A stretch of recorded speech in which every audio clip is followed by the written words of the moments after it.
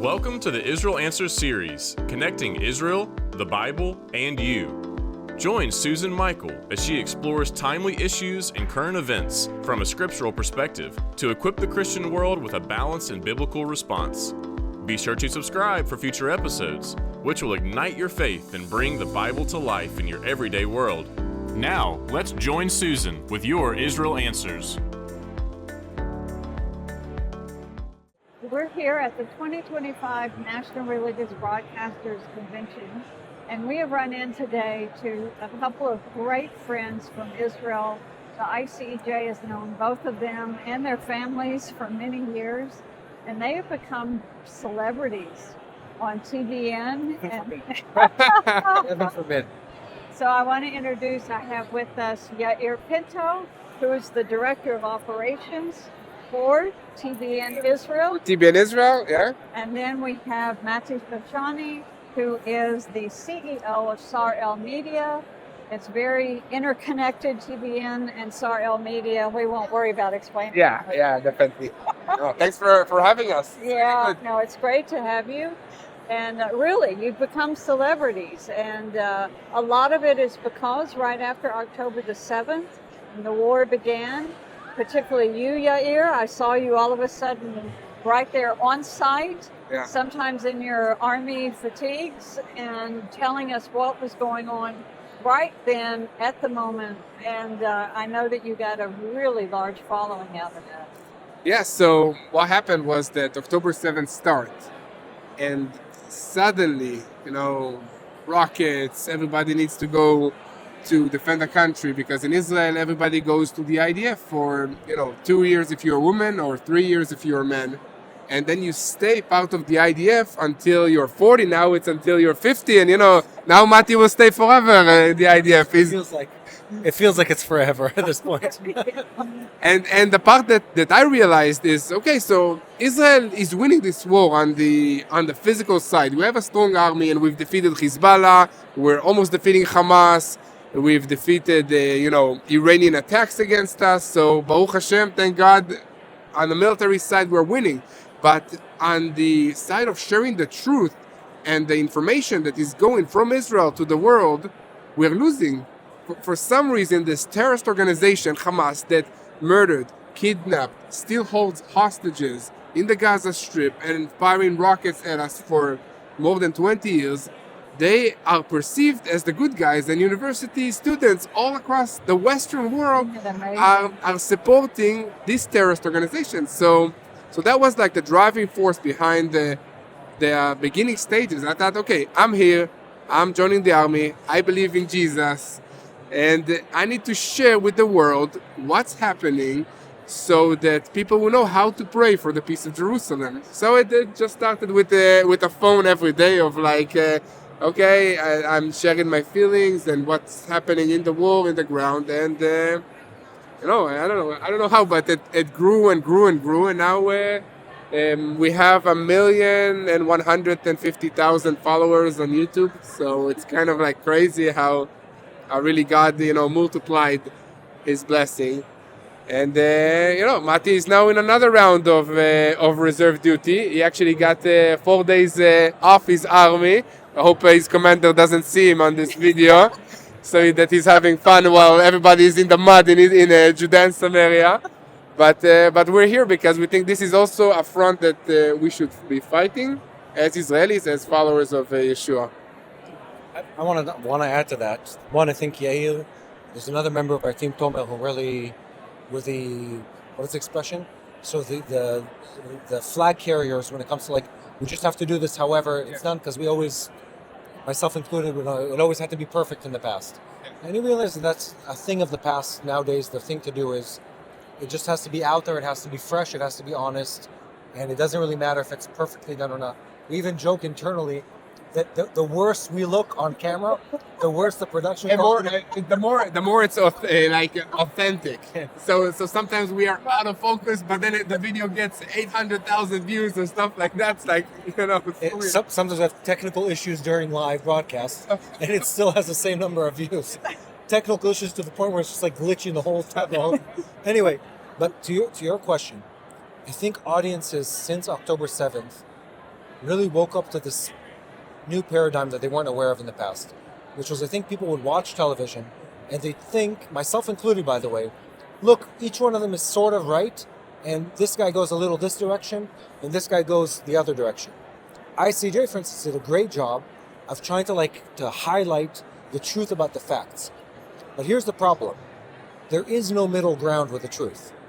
And people, I think, just woke up to this. And again, I'm not saying other people, myself included, and many people on our team, we realized during the war, it's this isn't a debate over the gray area. There's one side, to Yair's point, that openly lies about everything. Yeah. They falsify the facts, the events. They focus in visually on one event that completely excludes the bigger picture. And they lie. They lie day and night about everything and about everyone. And everything they say is deceitful and evil. And then there's another side that usually tells the truth. And it sometimes might be a little skewed, but at least they're telling the truth. And for us, I think that was the big thing that the audience responded to, is they wanted unbiased. It wasn't filtered. There was no now we're going to tell you why this is important, stuff like this. So this is what happened. Yeah. This And- is what I experienced. Yeah, by the way, This is what happened. Yeah. we're here experiencing this on the ground. That's why people strongly responded to it. So I think it's not just us, it's a trend within the audience where people say, COVID, I think, was a trigger for this. We don't trust in the institutions in the way that we did in the past because we've realized not everyone tells us the truth even when we think they are. And then they say, wait a minute, these big names that we used to follow, they've fallen for various reasons, some whatever, I won't go into that. And then they're looking for someone's at least it seems like these guys are telling the truth. And then it's not just us, it's met several others, by the way, where they gravitate towards them and they're it doesn't matter if there's a spelling error and the graphics are wrong, but at least I know this guy's telling me the truth. Yeah, I think, as you can maybe tell, I have an Israeli accent and not a Native American speaker, but that is something I think that really resonated well with the audience. And I think this is really a testament and an encouragement to basically all the people that watch us, that if you do one step in basically, following God's will, then His ability to multiply that and really take you to the next level to reach stuff that you had no clue you will reach. I mean, at the beginning it was just with an iPhone, filming day after day and getting these phone calls from Tomer, our director, saying that I know you're tired, Yair, but we need an update today. You have to go and do an update. You wake up from your sleeping bag in the army in Gaza and do another update. And that's what we did. And then it grew and it grew. And God used that not just to share the truth with the world, but also towards the soldiers that were fighting in Israel. Because they would see me filming in English and they say, what are you doing? Who are you filming this for? And I said, millions of Christians around the world are praying for you guys. And they thought, what? Really? I thought the whole world is against us. Because that's all they knew. All the hatred, all the anti-Semitic protests, pro-Hamas demonstrations. And then suddenly there is another wave of Bible-believing Christians that prayed and supported and stands with Israel. And that was super encouraging for my fellow soldiers, especially in the Gaza Strip in the beginning days of this war where we felt super alone. I want to compliment you, Susan, and I think also some of the staff of ICEJ, Jürgen, Barry, David, people that for many, many years have been sort of preaching to an audience that very slowly picked up on it. The war was a moment where the fact that you were educating an audience to love Israel, but through the facts, not just because we're saying so. Right. Through the facts, it bore fruit, huge fruit, by the way. In a sense that I think Israeli people, for the first time, the idea of evangelical love for Israel went from being an idea, from a vague idea, to being something that they fully understand. Want to say hi? That'd be so good to see you. We're in a problematic. We're in a problematic position where everyone who walks by says hi now. We're in the middle of rolling, brother. I'm sorry. But I will say the last person that stopped by was an executive from TBN. I know, Tom Newman. Anyway, so to your point, so this is you guys, and I say this is a huge compliment. For decades, investing in training leaders, the sign behind you, training up Christian leaders, and it seems when are we going to see the fruit of it? this war was that moment of fruit, where the Israelis, the Jewish people in Israel, the idea of like evangelical support went from an idea that people talked about to a reality that they experienced on the ground. And I think, I mean, there's a lot of good that came out of this war, don't get me wrong, but that was a big thing where like it really shifted the way people talk about it. You say a lot of good came out of this war. Yeah. Can you explain that? Yeah. In short, I'm saying about this myself, this was personally probably the worst year of my life, also the best year of my life at the same time. A weird combination. Yes.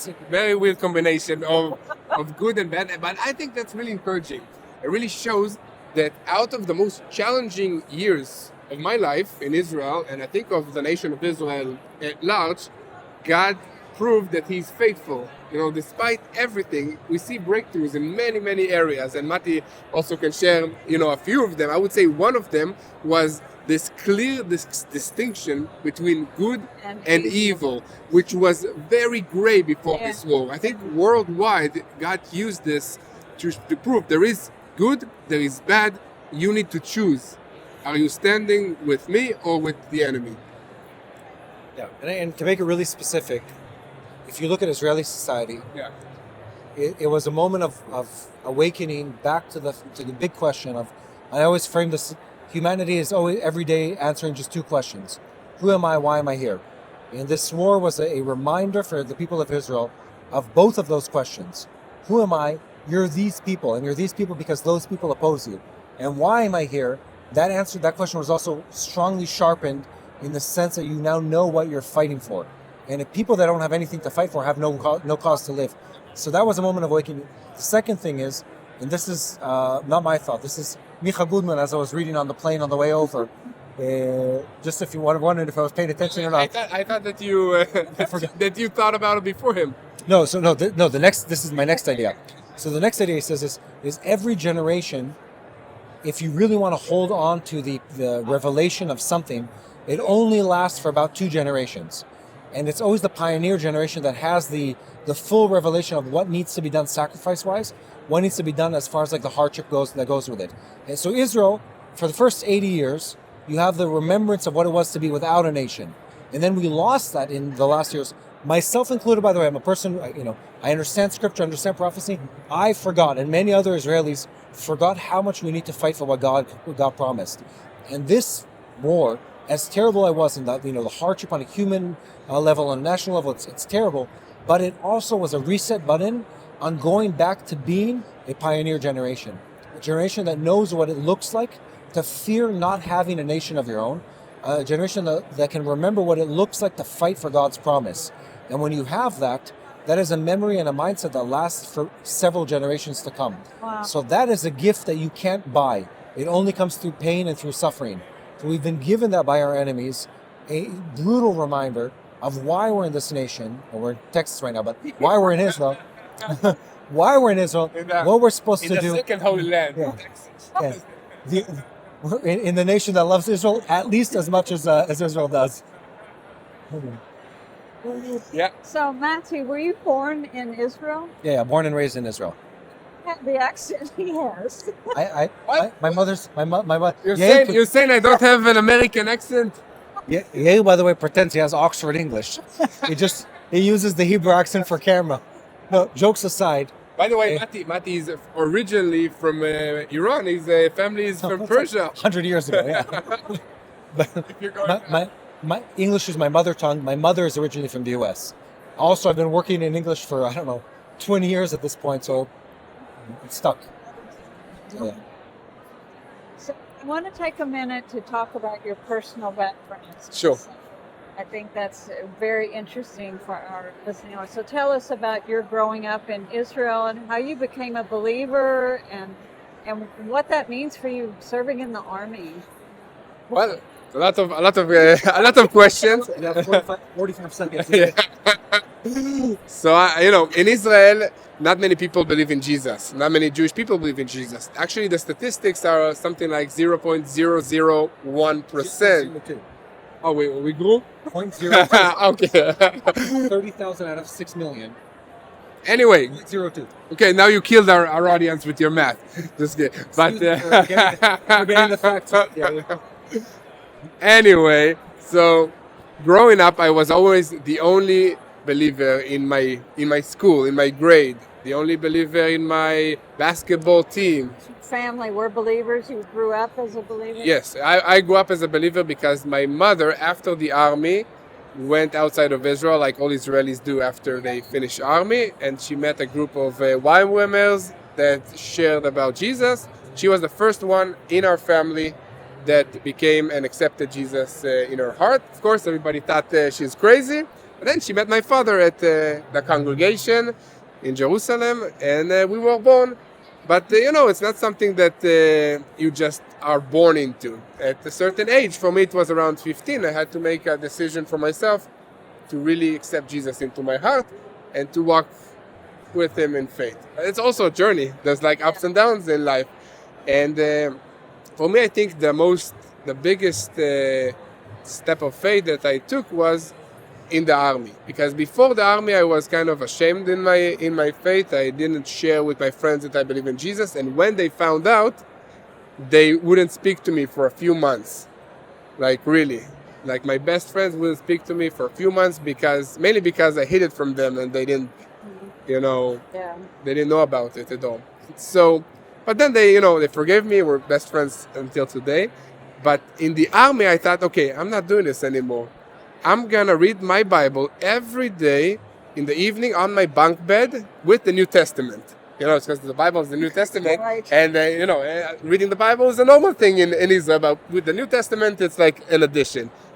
And I shared that I'm believing in Jesus, and I'm a Jew who believes in Jesus, and I was the only Jew in my military unit who believes in Jesus, and that opened doors to share and conversations, and they respected me for who I was. Very good. And for not being ashamed. Yes. So this is really been something that I learned, and I hope that all of you, wherever you are, in your work, in your family, in your communities, don't be ashamed, because if you're proud in what you believe, people will be envy, they will have questions, and they will want to know more about what you believe. And at the end, if you're a good person, you walk with God, then His light will shine through you, and that will attract more people to come to the Lord. Very good. I have more to speak, but I think my 45 seconds are off. Much You're as bad with time as I am. Since you're two famous personalities, they want to know about your background. Mati used to have hair once upon a time. A lot of it. Now it's migrated off my head. Anyway, but to your point, I have a problem with the word famous, because and this isn't like a personal issue. It's my desire always has been and is that people hear the truth about what happens in the world, and if I can help get a message across that is somewhat holistic, or at least challenges someone's sort of notions about the way the world clicks and works, I've done what I'm supposed to do. It's not personal, and I honestly dislike the idea of it like being a personal thing.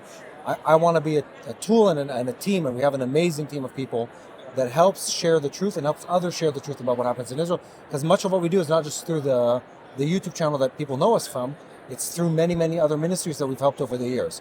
I want to set the record straight on that. On a personal note, to make this very, very short, I was born to two believing parents. Are both first-generation Messianic Jews, which is very common. My father's a Jew from Persian descent, third and fourth or fifth, depends how you count, generation in Israel. My mother's an American-born Jew who immigrated to Israel. I left what we would call the Messianic faith during my military service, a little before and then a little after. Came back only in around age 24 to that faith. And I grew up with it as it was like my own thing. Left it because I needed to come back and decide that it was my personal faith, not someone else's faith. Right. It's a whole long story, and it's, by the way, not very rare in the Messianic community. Also not rare in most believing communities. Second generations. Yeah, second generation need to find it for themselves, or they lose it, or gets in many cases gets sort of watered down because you don't have the burning, again, pioneer generation passion about it. That's it. I have 3 children, live outside of Jerusalem. Thank platoon commander myself. The best job in the army. Yeah, Yair and I, by the way, we discovered after I hired him that both me and him did exactly the same roles in the army to the point where like our CVs are identical. It's very bizarre. Very, very weird. Both of us got married at the same wedding hall, like Yeah, different same venue. different years And apart. different women. Yeah, She knows my wife. She can vouch for that. And both of us went to the same university, doing the same degree. So anyway, very weird coincidence. We never were this close until we worked. Because I'm considerably older than Yair. A whole 3 years. Oh, 4 years. 4 years. 4 years. well, the ICEJ has a long history with both of you and your families. Of course, Yair married the daughter of one of the founders of the ICEJ, and a beautiful redhead, and so he has beautiful redhead children. Yeah, Babies. none of my kids look like me. Thank God. You know, they all took all the genes from my wife. And Mati and your family, your leaders there in the believing community in Jerusalem, and of course with Sar El, TBN Media, and all, we work with you very Can I say closely. something though? Again, I don't Yeah. talk about us still, whatever. I want to commend the ICJ because you've been doing this for a long time. Jürgen's been a friend, very, amazing team of people. And I think looking back today, 2025, to some of the fruit of like what's been done through the education efforts of people through the ICJ and others, but again, especially the ICJ, since we're sitting at your beautiful booth, a very strategic decision to educate leaders. And the effect of that, I've met many of these people because I've been in this business long enough, where you'll meet these repeat leaders and they'll tell you the same story. I didn't care about Israel. I knew nothing about it. It was something my parents did and I didn't know why. And then someone in ICJ or another organization said, listen, come to this conference. You have to hear about this. Or they watched a video or they attended, a pastor's And conference. that's changed the life. And something clicked in their head. People, yeah. And then because they're in a leadership position, everyone that went under their hands for the rest of their life was affected by that, by a message of understanding what God's trying to do in that part of the world. And I think, again, since we're talking about content and leading people and changing their perception, that is anything anyone could ask for in life. Is affecting one person's enough, by the way. You've affected many. Affecting people so they can educate others and change their worldview and perception to be closer to what God intended, to understand the biblical principles and connect that to reality. And if you've done that, and you've done that excessively and, with excellence, that's an amazing feat. Well, we've done our best. We've, tried our best. But what's exciting for me is to see your generation stepping up to the plate and providing leadership and creativity and innovation and, finding out what people are looking for, and you were right there on the spot. And that's what, we all need. The world is changing so quickly, and we need your generation helping to keep us, on the right platforms and the right media. But it isn't. I think this is the problem that we have in this day and time, is we think that the world is changing.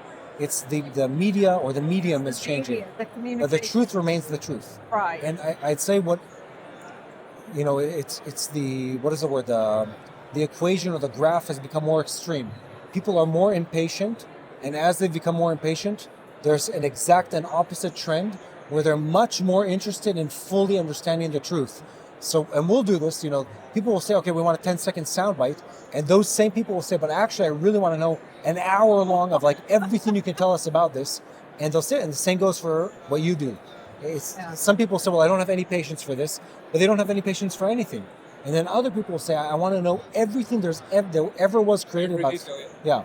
And what we do and what you've done is it gives them that tool of like searching the internet and, online content to learn everything you can learn about a topic. And now they can be ambassadors because the content's available without doing a 5-year degree on the topic. Right, and that we put a lot of time and effort into building educational resources. So we have online courses, we have books, we have podcasts, study guides. We have educational websites. I built a college curriculum for a whole semester-long course. It's being used in 2 schools, and a third one's looking at it now. We'd love to make it known to all the schools. we just haven't had the staff time to put into that kind of networking. Yeah. We've we recognize that for the Generation Z, for the younger generations, we have to remember, go back to the basics. Yeah. And start at the beginning again because they don't have that.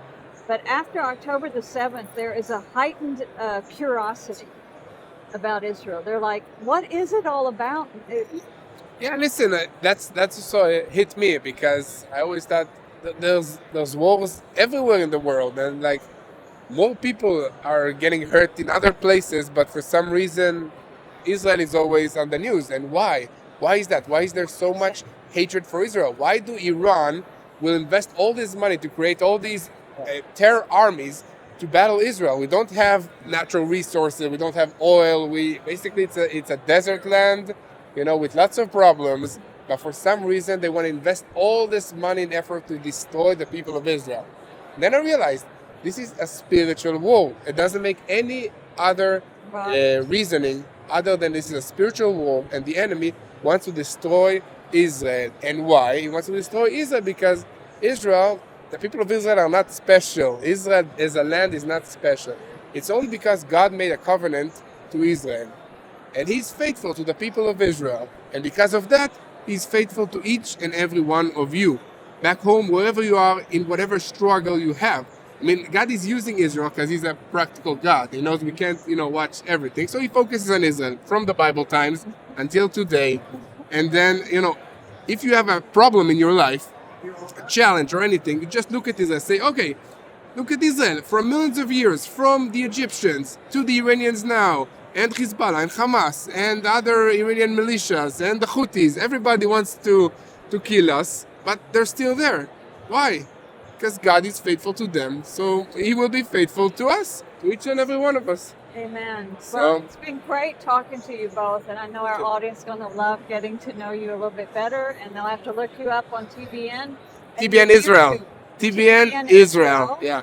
And is that the name of your YouTube channel? TBN Israel. Yeah. Okay. You can also Google our names. You will most likely get there. Yeah. Great. Well, thank you all so much, and we'll be praying for you. Thank you, Our sister. audience will be praying for both of you now they know you a little bit better. Pray for your protection, and that God will use you in amazing ways. And please pray for the family members of all the Israeli IDF soldiers that are fighting, because they're paying the highest, toll of this war.